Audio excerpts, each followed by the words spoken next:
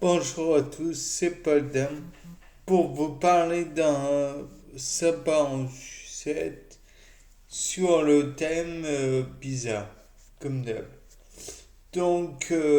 Là, j'ai envie de parler de clou de girofle parce que le clou de girofle contient à la fois du salicylate de méthyle et de l'eugenol. Si on pique dans un fruit comme supposons un kiwi, actinidia, quelque chose, je vais vérifier. Enfin, toujours est-il que, est-ce que celui-là ou celui-ci sera plus résistant aux bactéries de toutes sortes, voire comment dire, aux autres, mince, aux autres prédateurs éventuels du kiwi. Et par la suite, on peut se demander, mais alors, dans ce cas, si le kiwi devient résistant, est-ce que ces graines pourront se propager? Et si ces graines sont capables de se propager, est-ce que elles pourront pousser malgré le fait que, eh bien, alors, non scientifique, ouais.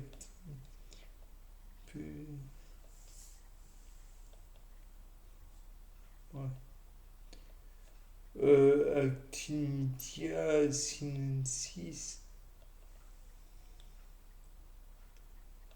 oui, ils ne disent pas grand-chose. On peut dire que c'est des actinidia.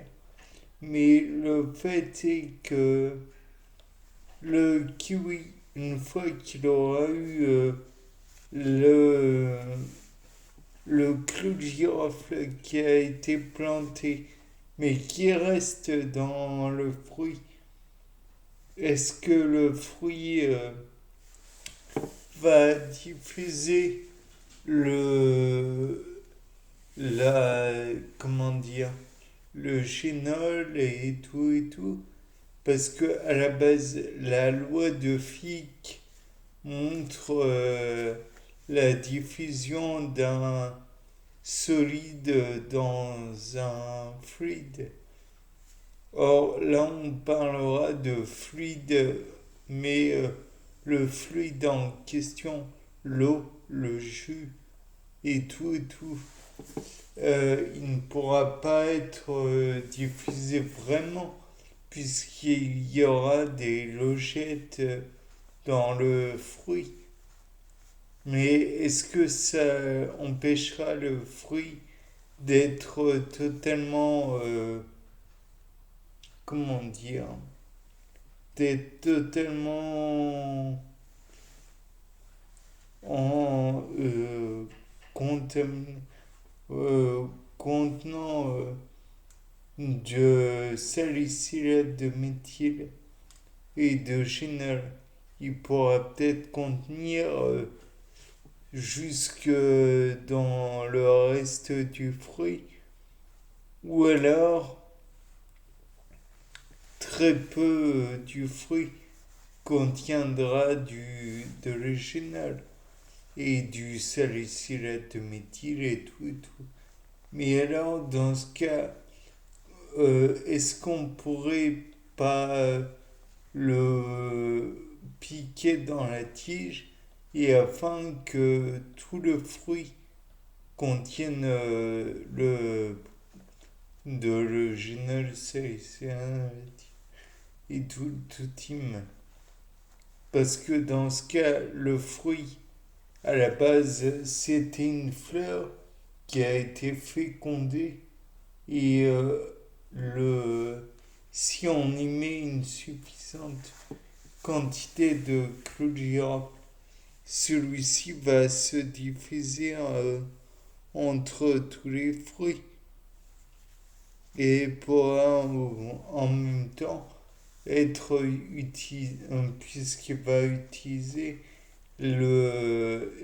comment dire, les canaux de la sève permettant la diffusion de celle-ci. J'ai bien sûr cité le phloème ou le xylème. Xylème, puisque ce sera la sève élaborée. En même temps, le phloème contiendra sûrement du xylème, du, du sirop de clou de girofle. Et dans ce cas, est-ce que on pourrait en trouver dans le fruit puisque l'on a piqué la tige? Je pense que oui. Et est-ce que ça va être transmis à la génération suivante?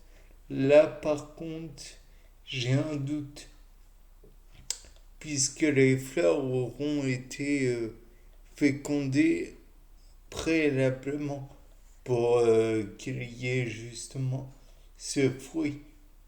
Et donc, par voie de conséquence, ce fruit tout à fait succulent et contenant, même si c'est pas le meilleur, des apports en vitamine C, contient une certaine quantité de vitamine C.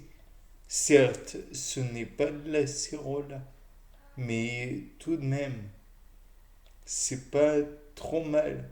Donc, évidemment, on peut envisager que d'autres éléments soient, comment dire, prélevés ou apportés. Mais ça peut aussi enlever certains nutriments qui étaient présents, puisqu'il peut y avoir un réagencement au niveau des différentes cellules, au niveau des différentes molécules. Et dans ce cas, il est envisageable que ce fruit puisse à la fois tuer des bactéries, mais à la limite être moins facile à conserver. Ou alors pourrait-il produire, dû au réagencement, de mauvaises molécules qui pourraient être mauvaises donc pour le corps humain, puisqu'il pourrait y avoir des substances toxiques.